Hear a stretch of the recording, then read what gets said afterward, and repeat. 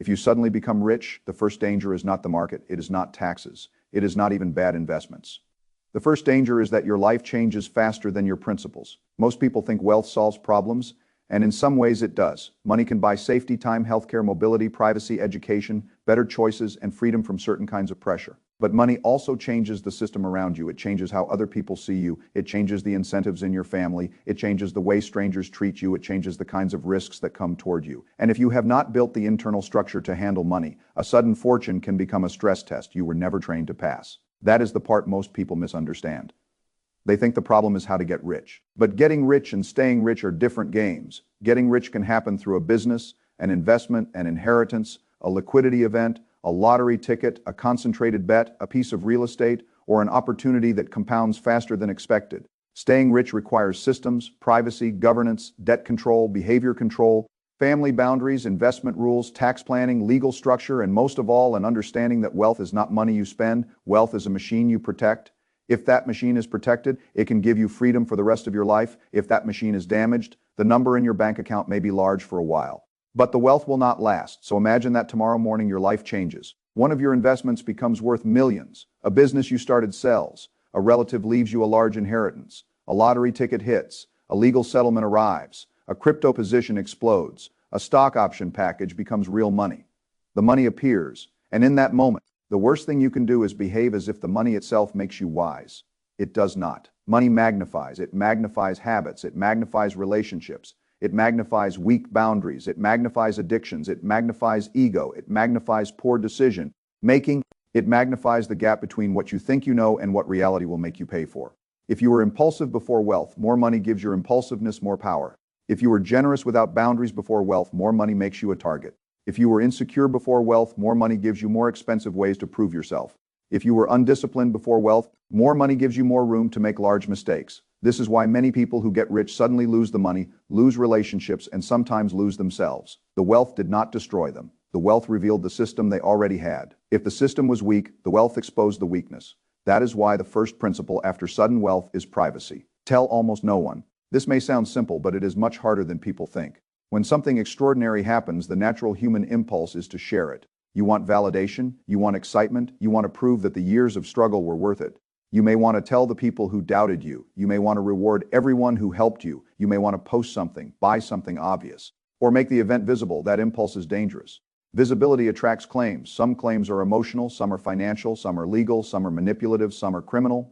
Once people know you have money, they begin to see you differently. Not all people, but enough. Some will feel entitled. Some will think your money came easily. Some will believe you owe them. Some will invent emergencies. Some will pitch businesses. Some will ask for loans. Some will sue. Some will scam. Some will flatter. Some will resent you if you say no. This is not because money changes everyone. It is because money reveals incentives. People who loved you without knowing about your money may still love you.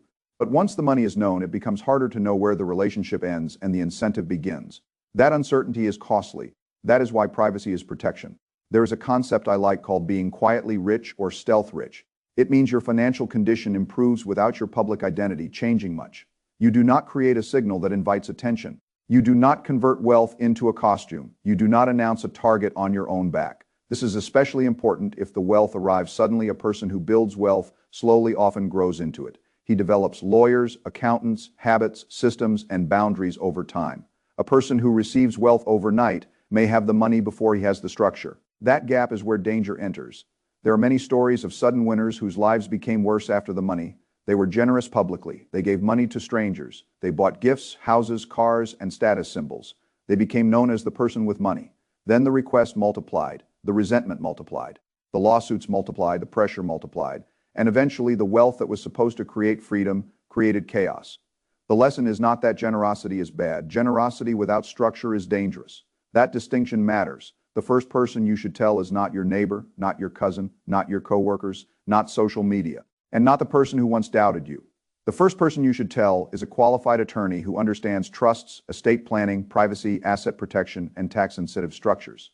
You need legal architecture before you need lifestyle upgrades. A good attorney can help you think through ownership, privacy, trusts, estate plans, beneficiary structures, risk protection, and how to keep the wealth from becoming an open target. A trust can sometimes provide privacy, tax efficiency, smoother inheritance, and better control over how assets are used. The exact structure depends on where you live, what kind of money you received, your family situation, and your goals. But the principle is universal. Do not let a large fortune sit naked in your personal name with no structure, no plan, and no defense. Wealth without structure is like a large house without doors. It may look impressive, but it is not safe. The second principle is to slow down your life. Most people tell sudden wealth recipients not to quit their job. I understand why. The fear is that if you quit everything immediately, you become bored, impulsive, isolated, and more likely to make destructive decisions. There is truth in that, but I would frame it differently. Do not quit purpose. If your job is unhealthy, humiliating, or meaningless, and you now have enough money to leave, you may leave. Money should buy you the ability not to be trapped in an environment that damages you. But do not quit structure if you stop working and replace your schedule with nothing.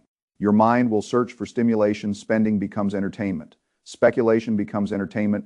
Random business ideas become entertainment. Status becomes entertainment.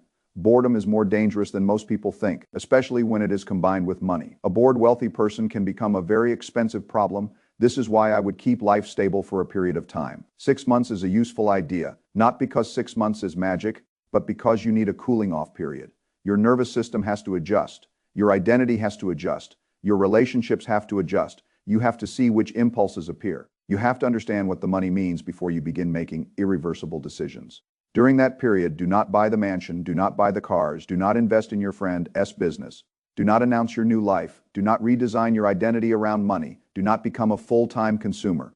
Live almost the same way. Observe yourself. This is very important because sudden wealth creates a psychological shock. People underestimate that the mind moves from scarcity to abundance faster than the character can adapt. If you were trained by years of limits, a sudden absence of limits can disorient you. The right response is not immediate indulgence. The right response is integration. You need to integrate the money into a larger life system. That system should include purpose, health, relationships, contribution, learning, and good routines. Otherwise, wealth becomes empty space, and empty space invites bad habits. If your job still gives you meaning, keep it for a while. If your job does not, leave it carefully and replace it with work that does. That work may be a different job, a project, a business, philanthropy, investing, education, writing, teaching, or building something. The point is not that you must keep earning a paycheck. The point is that you must keep your mind and life organized. Freedom without structure often turns into drift. Drift is dangerous. The third principle is to eliminate high-interest debt. When people suddenly become rich, they sometimes treat debt as irrelevant. They say, "I can pay it off whenever I want." That attitude is a warning sign. Debt is not only a number. Debt is a claim on your future. High-interest debt is especially toxic because it compounds against you. Credit cards charging 20 or 30% interest are financial acid. Personal loans and car loans can also be destructive if rates are high. These debts should usually be cleared quickly because paying them off gives you a guaranteed return equal to the interest rate avoided. If you pay off a 25% credit card balance, that is like earning 25% risk-free on that amount. That is very difficult to beat in any legitimate investment. So use sudden wealth as a reset, eliminate high-interest debt, remove the compounding forces that work against you, then make a rule never to return to that cycle. But not all debt is the same. A low-rate mortgage is different from a high-interest credit card. If you have a mortgage at 2 or 3%, paying it off may feel emotionally satisfying, but financially it may not always be the highest return move. If safe assets or a diversified investment portfolio can reasonably earn more over time, keeping cheap fixed-rate debt may make sense, depending on your risk tolerance, tax situation, and need for peace of mind. This is where principles matter. Do not think of debt as good or bad in a simplistic way. Think of debt by cost, risk, purpose, flexibility, and the consequences if your income changes. High-interest consumer debt is usually destructive. Cheap fixed-rate debt tied to a durable asset may be manageable or even useful. Variable rate debt can become dangerous if rates rise. Debt used to buy liabilities is usually bad. Debt used carefully to buy productive assets can sometimes be useful, but only for people who understand the risks. The sudden wealth recipient should not try to be clever too soon. Clear the obvious bad debt, evaluate the rest with professionals. Do not let debt become the hidden drain that slowly empties the fortune. The fourth principle is to create strict rules around family and friends. This may be the hardest part. When money enters your life, the people close to you may feel emotionally connected to it. They may believe they deserve help because they struggled with you, supported you, knew you before the money, or simply feel that your fortune was unearned luck. They may not say it directly, but the feeling can be there. The requests begin small: a loan, a business idea, a medical bill, a down payment, a car, a debt, a startup, a restaurant, a rescue, a temporary emergency. Then the requests become patterns, and if you are not careful, you become the private central bank of your entire social circle. That is not kindness. That is a system designed to destroy both money and relationships. Loans to family and friends are especially dangerous because they are rarely just financial transactions. They become emotional contracts with unclear terms. If the borrower cannot repay, you become resentful. If you ask for repayment, they feel judged. If you forgive the loan, others ask for more. If you refuse, you become the villain. The fastest way to lose both money and relationships is to lend casually to people you love. That is why I prefer a rule. If you decide to help someone, think of it as a gift, not a loan. Give only what you can afford to never see again. Make the terms clear. And consider a one-time boundary. I can help you this once, but I cannot become your ongoing emergency fund. That may sound harsh. It is actually protective. If people know they can repeatedly come to you, you may unintentionally weaken their own responsibility. You may also create dependence, and dependence often becomes resentment. A person who receives help may be grateful at first. If the help becomes expected, gratitude often turns into entitlement. Entitlement destroys relationships. Boundaries preserve them. You can be generous without becoming exploitable. You can love people without funding every bad decision. You can help in emergencies without becoming the solution to every problem. The key is to separate generosity from guilt. Many sudden wealth recipients feel guilty. They survived financially while others did not. They feel lucky, they feel undeserving, they want to prove they are still good people. They want to avoid seeming selfish. This guilt is dangerous because it allows other people to write claims against your wealth.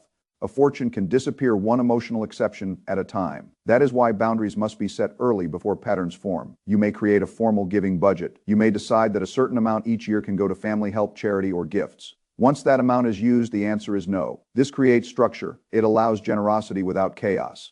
The fifth principle is to stop thinking like a consumer and start thinking like a steward. This is the central shift. Most people who receive money suddenly see a pile of money. They think about what it can buy: a house, cars, vacations, private school, luxury clothing, restaurants, status. The problem is that principle feels spendable when it is visible. If $5 million appears in an account, a $300,000 purchase may feel small, then another purchase feels small, then a few gifts feel small, then a house upgrade feels justified, then taxes arrive, then maintenance arrives, then lifestyle inflation becomes permanent. Then the principle is smaller, but the spending habits are larger. That is how fortunes disappear.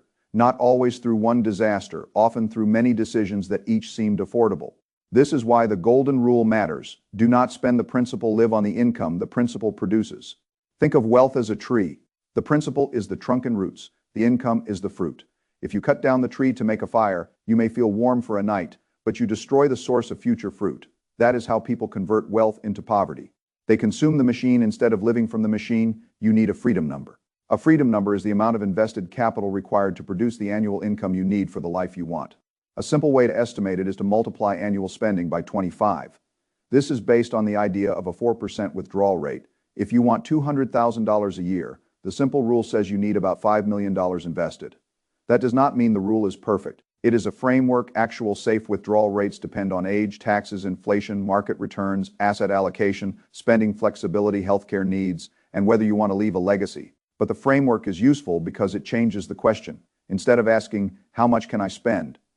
You ask, how much income can this wealth safely produce without destroying itself? That is the right question. If you have $5 million and need $200,000 a year, the fortune may be sufficient if invested and managed prudently. If you have $5 million and immediately buy a $3 million house, luxury cars, and a lifestyle requiring $500,000 a year. You may not be rich in a durable way. You may simply be on the path to a more expensive collapse. Lifestyle is a liability if it outruns productive assets.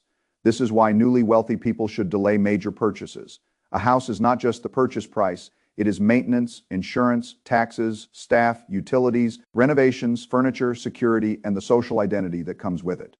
A sports car is not just a purchase. It is insurance, maintenance, depreciation, and signaling. Private school is not just tuition. It is a lifestyle ecosystem. Every visible upgrade creates downstream commitments. The principal is not only spent once. The new life demands ongoing funding. That is how spending becomes a system. If you build the spending system before the investment system, the wealth becomes fragile. The investment system must come first. The sixth principle is to invest for preservation before aggressive growth. If you suddenly receive a large fortune, the objective changes. When you are building wealth from a small base, growth matters a lot. You may need higher returns, more risk, more concentration, more entrepreneurship, more volatility because you are trying to build the asset base. When the wealth has already arrived, the first job is not to multiply it immediately. The first job is not to lose it. That does not mean hiding everything in cash. Cash can lose purchasing power. Inflation can quietly destroy wealth. But it does mean you should not treat a sudden fortune like a casino bankroll. Preservation comes first, growth comes second, income comes through a properly designed structure. One example of a simplified allocation might include a broad stock market index fund for long-term growth, a broad bond market fund or treasury exposure for stability, real estate for income and inflation participation, a small allocation to highly volatile assets such as Bitcoin or Ethereum, if appropriate, and cash or high-yield savings for liquidity. This is not a recommendation. It is a way to think in categories. Stocks can be the long-term growth engine, bonds can provide stability and income, real estate can provide cash flow and tangible asset exposure. A small crypto allocation, if used, should be treated as speculative in size so that a large drawdown does not damage the whole plan. Cash can provide liquidity, optionality, and psychological calm. But it should not be the entire strategy because inflation reduces purchasing power. Each part has a job. A portfolio is not just a collection of things that might go up. It is a system of roles. Growth income, stability, liquidity, inflation protection, optionality, speculation, and limited size. If every asset in the portfolio has the same risk, you do not have a portfolio. You have one big bet wearing different labels. The newly wealthy person should avoid one big bets. That is especially true if the wealth came from one concentrated success. If you became wealthy because one investment went up enormously or one company succeeded, you may have survivorship bias. You may think concentration is genius because it worked once. But once you have won the game, it is dangerous to keep playing as if you still need to win. The strategy that made you rich may not be the strategy that keeps you rich. This is a principle that applies across markets and life. A founder may need concentration to build a company. After liquidity, he needs diversification. An early crypto investor may have needed volatility to create the fortune. After the fortune, he needs risk control. A lottery winner did not need an investment strategy to receive the money. After receiving it, he needs one immediately. Your old risk profile may not fit your new reality. That is why I would move slowly. Before investing millions, build a plan, understand taxes, understand liquidity needs, understand withdrawal needs, understand estate planning, understand insurance, understand whether the money should be placed into trusts, understand how much can be spent without harming the base, then invest according to the plan, not according to excitement. The seventh principle is to give yourself a limited amount of fun money. This may sound unprincipled, but it is actually realistic. If you suddenly become wealthy and tell yourself you will spend nothing, you may create pressure that eventually explodes. Human beings are not spreadsheets. They need some emotional release. They need to feel the change in life. They need to mark the transition. So a controlled fund money allocation can be healthy. The key word is controlled. If the fortune is $5 million, perhaps a portion can be set aside for enjoyment, gifts, travel, or personal upgrades. The exact amount depends on the situation, but once that amount is defined, it is separated from the core capital. The core capital is the machine. The fund money is the emotional release valve. This prevents the entire portfolio from becoming a shopping account. Spend the fund money consciously, then stop. The purpose of money is not only to maximize net worth. Money should improve life. But if spending is not contained, it can destroy the very freedom it was supposed to create.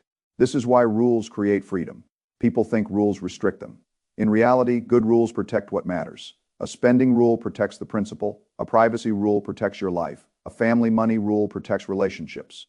An investment policy protects the fortune. A trust protects continuity. A debt rule protects against compounding in the wrong direction. A work and purpose rule protects your mind. Without rules, wealth becomes exposed to emotion. And emotion is not a good wealth manager. Now let us talk about the emotional identity shift. Many people who become rich suddenly feel pressure to become a new version of themselves. They believe wealth should be visible. They feel that if nothing changes, the wealth is not real. They want external confirmation that they made it. This is ego. Ego is expensive. The goal of wealth is not to make strangers impressed. The goal is to reduce the number of things you are forced to do against your will. Real wealth is waking up and deciding how to spend your day. Real wealth is being able to say no to a bad boss, no to a bad deal, no to manipulative relatives, no to unhealthy work, no to panic selling, no to desperation, no to living for approval. Possessions can be enjoyable, but they are not the essence of wealth. Time is, control is, peace is, privacy is, optionality is. The rich who stay rich understand this. They do not cut down the tree to impress people who do not matter. They build systems that buy back time. This is why stealth wealth is so powerful. It keeps the focus on freedom rather than performance. It lets you enjoy life without inviting unnecessary attention.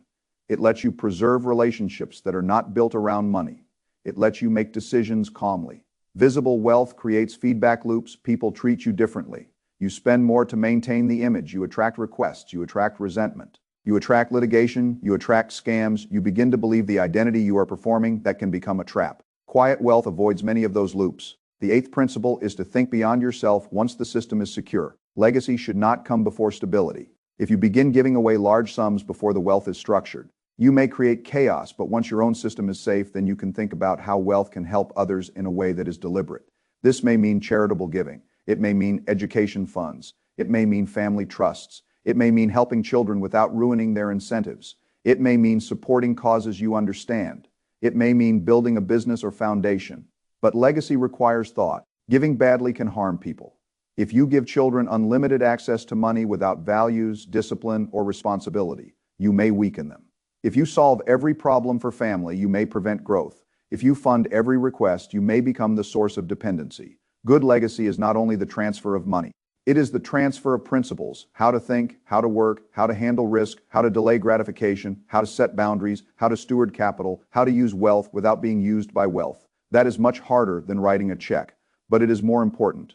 Now, I want to connect all of this into a practical sequence. If sudden wealth arrives, the first move is silence. Do not announce, do not post, do not signal, do not dramatically change your lifestyle. The second move is legal and tax structure: attorney, trust and estate planning, tax professional, asset protection, insurance review. The third move is emotional cooling. Maintain routine. Do not make irreversible purchases. Do not invest in random businesses. Do not lend to friends. Do not quit all purpose. Give yourself time to adjust. The fourth move is debt cleanup. Eliminate high-interest debt. Evaluate low-interest debt rationally. Remove obvious financial drains. The fifth move is the family and friends policy: gifts, not loans if you decide to help. Clear limits, no becoming an emergency fund, no business investments without real due diligence. The sixth move is the principal rule: do not spend the tree. Define the freedom number. Know what income the capital can safely support. The seventh move is portfolio construction: diversify, preserve, create income, maintain liquidity, avoid overconcentration, respect taxes and inflation.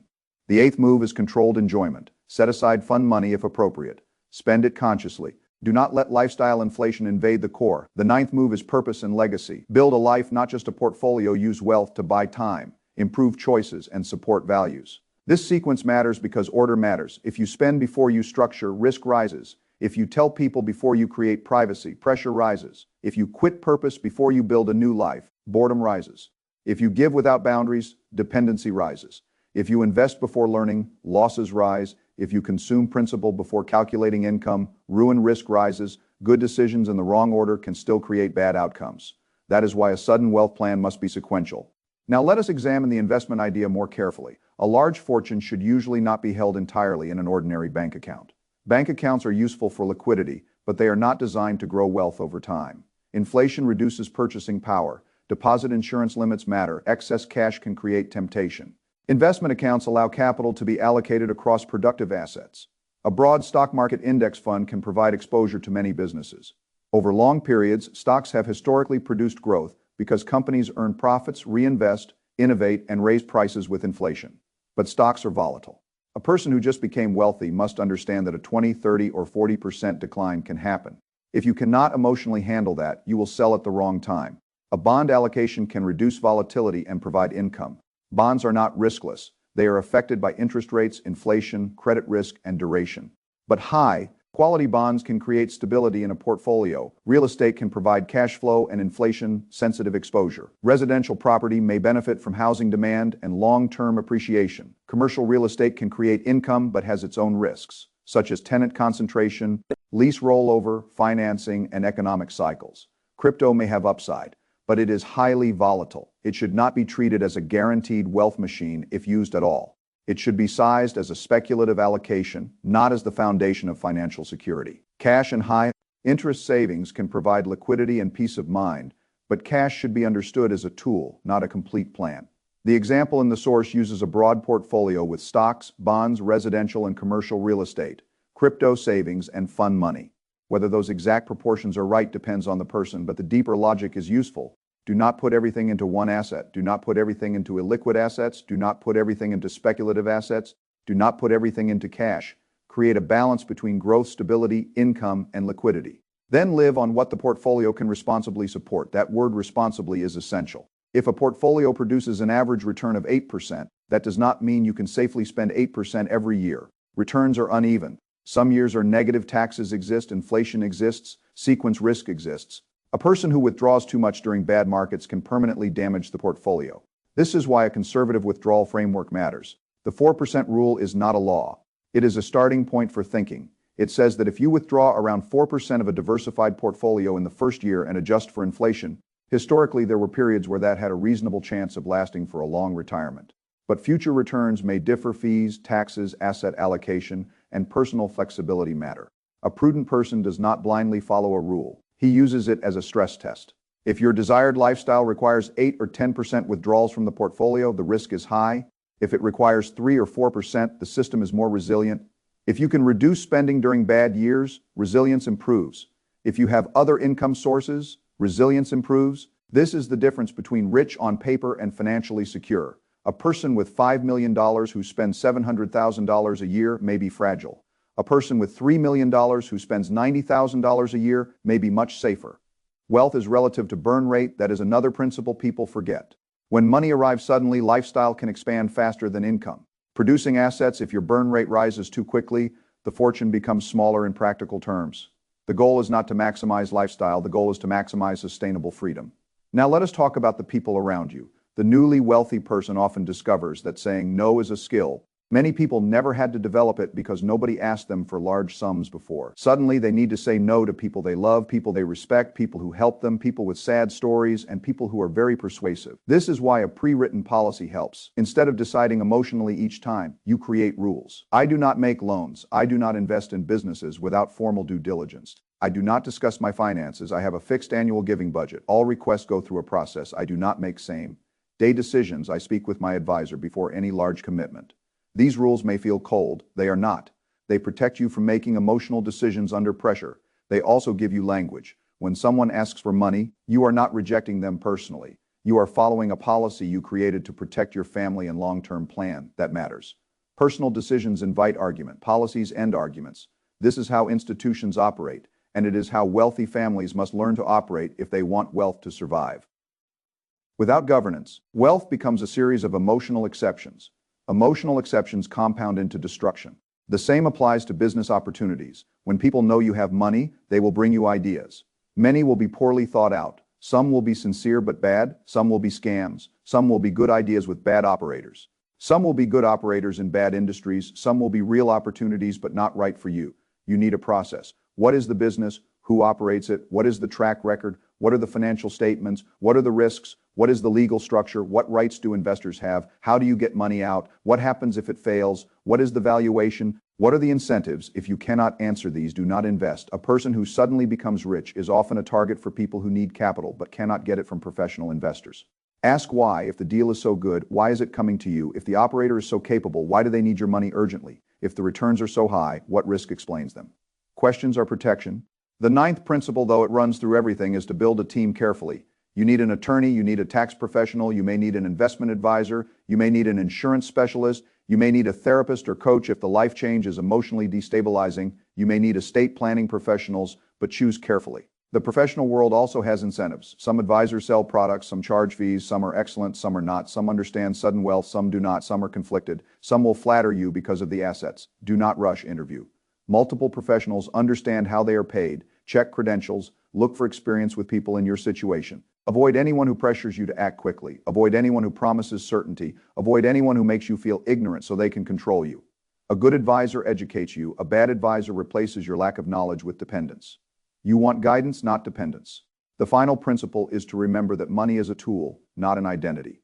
This may be the most important part. If you become rich and make wealth your identity, you become fragile. Every market move threatens you. Every status comparison affects you. Every request becomes personal. Every spending decision becomes part of how you prove yourself. If you treat money as a tool, you remain clearer.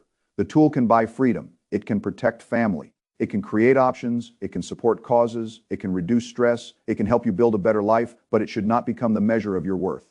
People who suddenly become rich sometimes lose themselves because they allow the money to answer questions it was never meant to answer. Who am I? Am I respected? Am I safe? Am I loved? Am I important? Money cannot answer those questions reliably. It can buy signals that look like answers. But those signals fade. That is why purpose matters. Work that matters, relationships not based on money. Health, learning, contribution, privacy, discipline. These are not luxuries after wealth. They are stabilizers. If you keep them, wealth enhances life. If you lose them, wealth can disorganize life. So when sudden wealth arrives, the best reaction is not celebration first. It is stillness. Be still, say little, move slowly. Structure first, spend later, protect the principal, build the system, define the freedom number, clear toxic debt, set boundaries, choose advisors carefully, invest for durability, keep purpose. Then, after the system is built, enjoy life within the rules that protect it.